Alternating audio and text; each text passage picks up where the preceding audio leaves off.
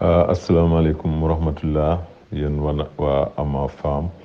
ànd takku liggéey pour le développement du Sénégal man la Saloum Cissé docteur Cissé maa ñëwaat pour waxtaan ak yéen encore tey si diabète diabète nag moom dafa définir boppam waaw donc balaa ñuy dugg si définition bi bëggoon naa wax rek ñaari point le premier point mooy di leen ndokkeel di leen remercier seen liggéey bu rafet di leen also delloo njukkal di leen remercier si ñaan yi ngeen ñaanal Mokhtar Ndao tey wax dëgg yàlla loolu lu baax la te ñu ngi leen si sant deuxième bi mooy ñi nga ñuy dimbalante kontaan naa si lool parce que vraiment lii yëpp dimbalante la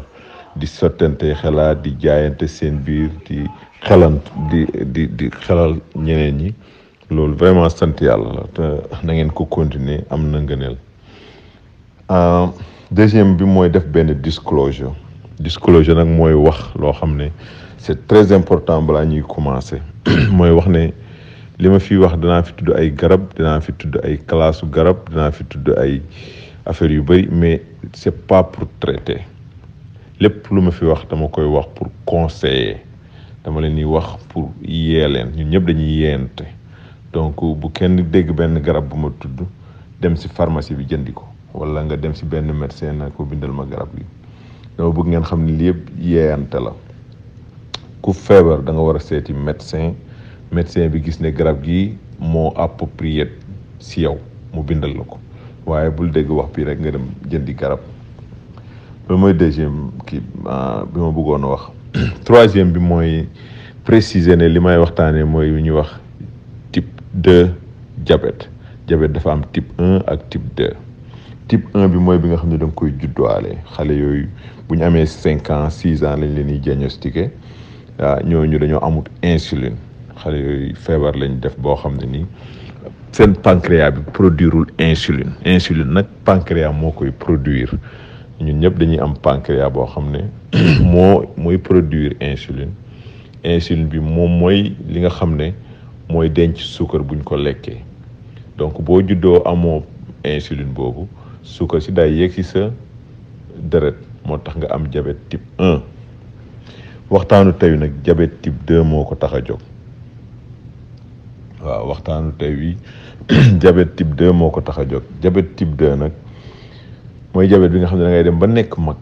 parce que am nga yaram parce que doo def sport parce que da ngay lekk lu bari parce que lu suukar su bari parce que sa famille dañ ko am nga am ko boobu mooy type 2 waaw donc waxtaan wi yëpp type 2 boobu moo ma tax a jóg parce que 95 à 96% de la population type 2 boobu lañ am loolu mooy disclosure yi ma bëggoon a wax léegi nag dem ci définition diabète nañ ko définir ci ñaari anam dinañ ko définir ci xool sa suukar dinañ ko définir ci xool lu ñuy wax hémoglobine glycée danaa juum léegi wax A1C fii Amérique A1C lañ ko tuddee mooy hémoglobine glycée bu dee dañoo xool sa suukar bi nga xëy seet ko gannaaw boo toogee juróom-benni waxtu lekkoo naanoo mu romb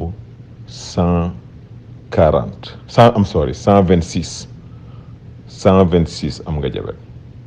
entre bu nekk rombee 1,26 Sénégal 1,26 la ñuy utiliser 1,26 ou plus mooy diabète entre 1 et 1,26 moom la ñuy wax pré-diabète moins de 1 nag moo normal donc loolu mooy définition bi buñ ko xoolee si nga seet sa suukar boo lekkul dara pendant longtemps maintenant beneen définition buñ tuddee oral glucose test oral glucose test la boobu dañ lay jox lu saf suukar nga naan ko après ñu seet sa suukar 2 heures après suñ ko seetee mu nekk moins de 140 c'est normal entre 140 et 199 am nga pré-diabète plus de 200 am nga diabète loolu dinañ koy def Sénégal lu bari moo tax ma bëggoon ko wax troisième anam bi mooy hémoglobine glycée boobu nag moo gën a baax boobu mooy bi nga xam ne amul njuumte soo ko seetee ci nit ki mu normal xam nga ni kii amul diabète. li tax mu gën a fiable mooy ne boobu day xool sa average yu glucose dans les derniers 3 mois maanaam sa average yu suukar donc moom moo gën a fiable. léegi bu fekkee ne c'est moins de 5,5 c'est normal entre 5,5 ba 6 am nga prédiabète plus de 6 am nga diabète mais nag dañuy wax ne bu nit amee 6 ba 6,5 da nga koy jox chance mu changer ni muy dundee maanaam wàññi suukar si jéem a jeex jéem a def sport vraiment may ko 6 mois mu def loolu su ñëwaatee affaire bi gën a yéeg nga jox ko garab mais bu dee mi ngi gën a wàññi nga jéem ko encourager bañ ko traiter donc ba 6,5 daal duñ la jox médicament. ça c'est des définitions importantes yoo xam ne bëggoon naa ko def loolu mooy diabète yi niñ koy diagnostiquer mais nag balaa ñuy seet loolu nit ki dina ñëw ne man kat dama am ay signes wala ay symptômes boo ñëwee ne man damay sonn damay saw lu bari damay naan lu bari damay lekk lu bari loolu mooy signe diabète vraiment yomb na fàttaliku loolu kuy naan lu bari di saw lu bari di lekk lu bari ba pare boole ko coono signes yooyu soo ko amee war nga seeti sa bopp pour diabète vraiment ñeenti signes yooyu rek la léeg-léeg nga gis ku ñëw ne la man dama jeex takk ñu ne la yow xëy na da nga am diabète de kooku fekk na diabète bi avancé na lool bu demee ba avancé lool si ngay commencé jeex wala si ngay jeex mais bu dee booy commencé rek vraiment ñeenti symptômes yooyu la lekk lu bari naan lu bari saw lu bari ak coono donc loolu mooy définition diabète niñ koy seetee ak signes yi ngay am. deuxième point bi ma bëgg a dugg mooy les risques facteurs daanaka xaw naa ko brosser risque facteurs yi mooy ku am yaram koo xam ne da nga am famille historique maanaam sa famille dañoo am diabète wala koo xam ne day lekk suukar su bari di naan suukar su bari ak koo xam ne du def sport yooyu yëpp ay risque facteur lañ. am na beneen risque facteur boo xam ne ni aussi benn garab moo koy joxe lu ñuy wax corticostéroïde su dee da nga nekk koo xam ne dañ lay fajee corticostéroïde parce que da nga am feebar bu chronique parce que am na feebar yu chronique yoo xam ne garab yooyu li ñuy utiliser sa chance pour am diabète day yokk lool donc jaroon na préciser loolu mooy risque facteur u diabète. léegi cause mooy risque facteur parce que duñu wax cause risque facteur la ñuy wax ci diabète. conséquences yi nag moom moo doy waar parce que diabète dafa bëri complication diabète yépp si sa vaisseau yi la ko diabète di jaarale moo tax ba buñ koy jàngale dañuy classifier complications yi ne c'est des complications microvasculaires et des complications macrovasculaires loolu day compliqué lool si yéen ni ma koy tuddee rek mooy damay jógee si bopp bi ba si suuf waaye yépp soit sa vaisseau yu ndaw yi lay attaqué wala sa vaisseau yu mag yi mais mën na la jox AVC diabète mën na la tax a gumba diabète mën na la jox heart attack maanaam infarctus du myocarde mën na la jox insuffisance cardiaque mën na la jox lu ñuy wax gastroparésis comme ni ngeen ko déggee rek mooy estomac bu tayal voilà bugguma wax paralysé moo tax estomac boo xam ne soo si defee lekk gi dina si toog lu ëpp 90 minutes balaa muy génn loolu moo tudd gastroparésis. léeg-léeg nga am diabétique mu ñëw ne la man daal toujours sama biir baa ngi fees su ma reeree su ma xëyee sax du ma bëgg a ndékki wala su ma ndékkee du ma bëgg a añ du ma bëgg a reer damay constipé damay sonn damay tayal damay nelaw rek loolu moo tudd gastroparésis boo ko déggee ci diabétique c'est parce que complication la mën na la jox aussi complication rénale insuffisance rénale dinaa ci ñëwaat insuffisance rénale lu fës la ci complication diabète yi leen lu garaaw la te lu fréquent la mën na jël sa ngóore bu dee góor mën na dem ba dootoo mën a nekk góor sax parce que diabète dafa bon mën na la jox complication ci sa tànk yi da nga gis ko am ay góom bañ dagg tànk yi ndeg diabète donc loolu yëpp complication yu bon a bon yi ma lañ wax yépp nag mooy complication micro et macrovasculaire. Donc en grosso modo loolu mooy complication yi. am na ay complications ci organe bu nekk.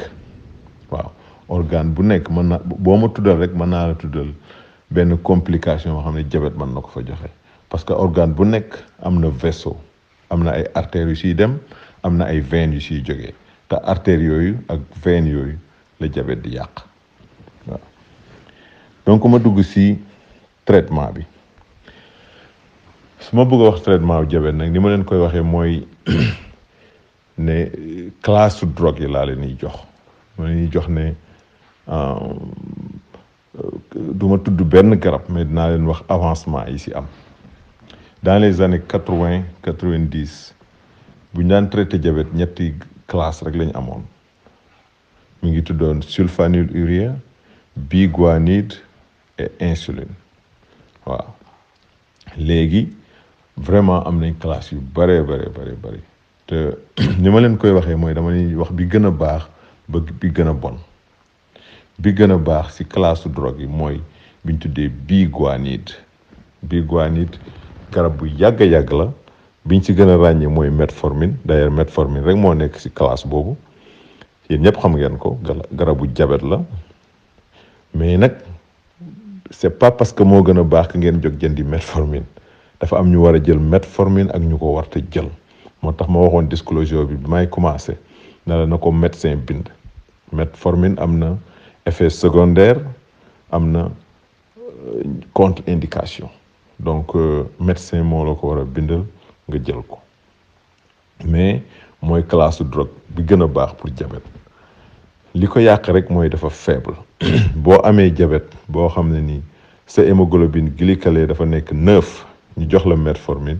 daf koy wàcc ci peut-être 8,3 wala 8,7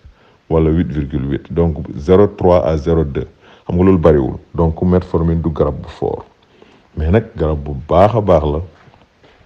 parce que li metformine di def mooy fexe ba sa cellules yi répondre ci sa insuline type 2 définir wu ma woon exactement lan la mais xaaral ma wax leen type 2 li ko waral mooy ne yaa ngi sécréter insuline sa pancréas bi mi ngi sécréter insuline waaye sa insuline bi liggéeyatulul la insuline su ma leen ko bëgg a wax mooy li muy liggéey mooy day boo lekkee suukar day jël suukar si dugal ko ci sa biir cellules yi sa cellule foie bi sa cellule muscle yi si la koy denc léegi nag boo demee ba am graisse bu bari wala nga am yaram wala nga lekk suukar su bari insuline boobu dootul dox ce qui fait que boo lekkee suukar si au lieu que mu dugg ci sa cellule yi day des ci sa deret suñ ko seetee muy yéeg loolu donc loolu mooy diabète donc sa insuline bi moo doxatul metformine nag bu ñëwee day fexe ba établir encore liaison bi amoon ci sa cellule bi entre sa cellule yi ak sa insuline donc day permettre yow nga mën a emmagasiner encore sa suukar ci sa biir cellule yi donc loolu moo tax metformine baax vraiment day ñëw defar li yàqu woon moom moo tax mu baax mais nag lu mu ko man aussi foorul noonu pour fexe ba insuline bi yëpp doxaat moo tax ba du wàcc sa hémoglobine A1C lu bari waaw donc deuxième classe su drogue mooy li ñuy wax SGL2 inhibiteur boobu du ma ci tudd benn mais classe la bu baax am na Sénégal mais am na fii aussi garab la yoo xam ne ni li ñuy def mooy dañ lay sawloo suukar si mais aussi dañ lay jeexal mais aussi dañuy fexe ba boo lekkee suukar dara du ci dugg ci sa deret ji dafay gaaw éliminer ko maanaam mu génn ci transit bi nga dem ci douche nga dem ko douche mais li ci ëpp daf la koy sawloo donc c'est très très très bon garab la boo xam ne gis nañ ne day sax indi prévention cardiovasculaire problème maanaam xam ngeen ne diabète li muy yàq yëpp ci vaisseau yi la koy jaarale SGL2 inhibiteur nag day fexe ba doo am complication vasculaire donc gis nañ ne moom mooy deuxième garab bi gën li tax metformine gën ko mooy metformine li yàqoon carrément lay defaraat mais bii nag moom day génne suukar si daf lay jeexal mais day indi prévention cardiovasculaire disease donc garab bu baax a baax la waaw troisième classe bi nag mooy li ñuy wax GLP-1 agoniste boobu aussi beneen garab la bu baax a baax boo xam ne du garab de mais classe la boo xam ne daf lay jeexal moom itam day tax suukar si nga lekk du dugg sa deret ji mais aussi day dimbale insuline mu gën a def liggéeyam loolu mooy troisième classe bi. Quatrième classe bi mooy li ñuy wax DPP-4 inhibiteur yooyu aussi classe bu baax la boo xam ne nii day tax ba pancréas bi émettre plus d'insuline mais aussi day tax ba nga gën a jeex moom itam baax na lool mais dafa faible comme metformine bi si topp mooy insuline donc gis ngeen de bi gën a baax mooy metformine bi si topp mooy SGLT2 inhibiteur bi si topp mooy GLP-1 agoniste bi si topp mooy DPP-4 inhibiteur bi si topp mooy insuline gis ngeen insuline ni fi mu toll bëgg nañ ko lool baax na mais problème mu insuline mooy daf lay gañaloo poids problème mu insuline mooy am nañ insuline bu bari bu nekk suñu yaram bu ñu amee type 2 ba pare di flotter liggéeyul nga yokk ci insuline boobu beneen insuline donc ku nekk mën na wax ne waaw ñun kon insuline bu bari bi mbaa du ñu gaañ mbaa du toxique sax parce que boo jëlee sa cellules yi nga wërale leen insuline bu baree bari bu boobaa dina tax cellules yi nangoo jël tuuti suukar looloo tax ñuy jël insuline mais gis ngeen fi mu placé wu du vraiment du premier du deuxième du troisième du quatrième cinquième la léegi bi mujj nag mooy li ñuy wax sulfonylurea du ma si tudd benn am na Sénégal am na fii bari na lool mais fii daanaka bëggatuñ ko utiliser lu tax parce que dafa bari effet secondaire mais aussi daf lay gañaloo poids surtout si mag fii boo demee ba am nit ku am 65 ans nga jox ko parce que boo demee ba am 65 ans si dëkk bi ñi si ëpp dañuy am presque li ñuy wax Medicare benn assurance la boo xam ne gouvernement bi moo la koy jox ku am Medicare nga jox ko garab bi gouvernement bi daf lay bind ne la yow kat kii 65 ans la am garab gi wóoru te yaa ngi ko koy jox il faut nga justifier pourquoi nga ko koy jox bon de temps en temps di nga ko mën a justifier mais la plupart du temps doo ko mën parce que garab yu baax yi dañoo bari doo leen fi romb di joxe garab boobu donc loolu mooy garabu insuline yi ñu am garabu diabète yi ñu am ma xamal leen ne ay classe laa leen joxuma leen ay turu garab boo demee ci pharmacie bi laaj ci SGLT2 inhibiteur amu fa ay garab yu bare nekk ci classe bu nekk waaw loolu mooy traitement bi garab yi ñuy utiliser mais bu ñuy traité diabète duñ traité diabète rek dañuy traité diabète mais aussi dañuy jéem a prévention li diabète di yàq moo tax ma ne leen fii ñun ku am diabète non seulement da nga ko jox garabu diabète mais da nga koy jox aspirine ak lu ñuy wax statine nag mooy garabu cholestérol obligatoirement même bu dee sa cholestérol dafa baax lool da nga war a jël garabu cholestérol parce que gis nañ ne cholestérol day wàcce sa cholestérol mais aussi day indi prévention cardiovascular disease feebaru cardiovasculaire yi day wàññi heart attack maanaam infarctus du myocarde day wàññi insuffisance cardiaque day wàññi AVC moo tax ñu ne ku am diabète nga xam ne high risque la pour feebar yooyu risque bu mag la am pour feebar yooyu jox ko statine waaw ak aspirine beneen bi mooy tension ak diabète daanaka ñoo bokk lu ñuy yàq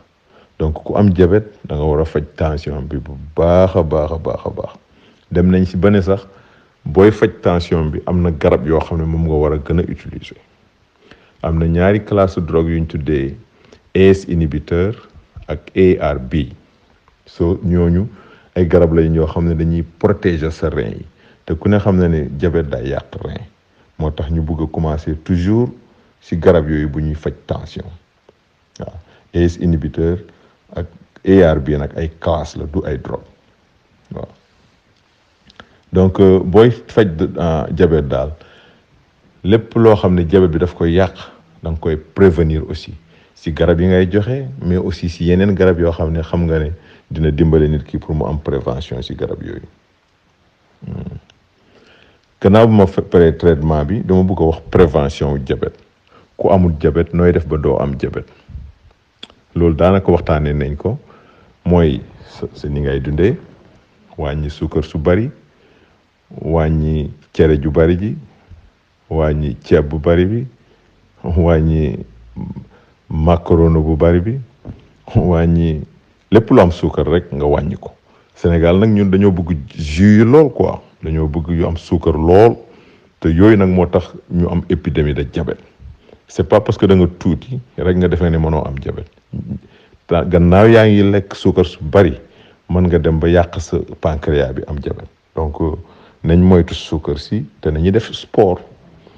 mooy meilleure façon pour nga gën a prévoir nga empêcher diabète booy def sport toujours non seulement da nga tax sa pancréas bi gën a efficace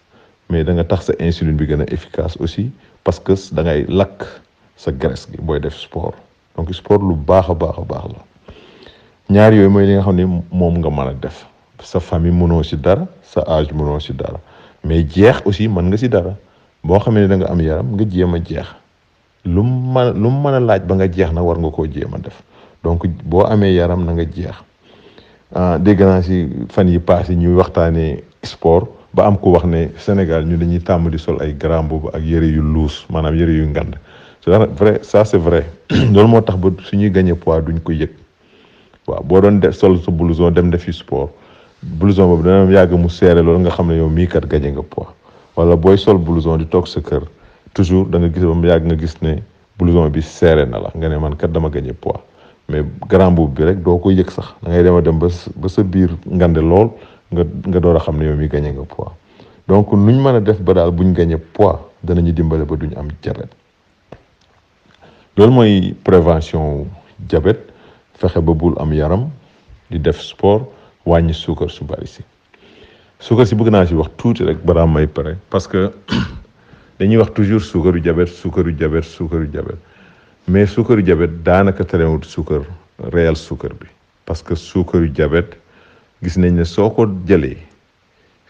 boo xëyee jël ko day yokk sa nuñ koy waxee day tax nga gën a bëgg lu saf suukar ci journée bi soo xëyee jël equal la tudd fii wala suukaru diabète man ma xëy jël yow soo ko jëlee man ma jël suukar réellement suñ demee ba ngoon ñu xool ñun ku ci ëppale suukar suñu lekk yow la ñuy gis ne yaa ko ëppale parce que yow li nga jëloon equal maanaam suukaru diabète bi day tax nga gën a bëgg suukar ci journée bi moo tax ba ñuy wax ne daal boo xasee bàyyi ba ne da ngay lekk suukar daal lekkal suukar yaa ngi def lu bon defal lu bon rek xëy na li nga xam ne yaa ngi def lu bon dana tax ba doo ci def lu bari moo tax ba dañuy wax ne daal suukar bi gënul bale li gën daal mooy bañ a lekk suukar jeex na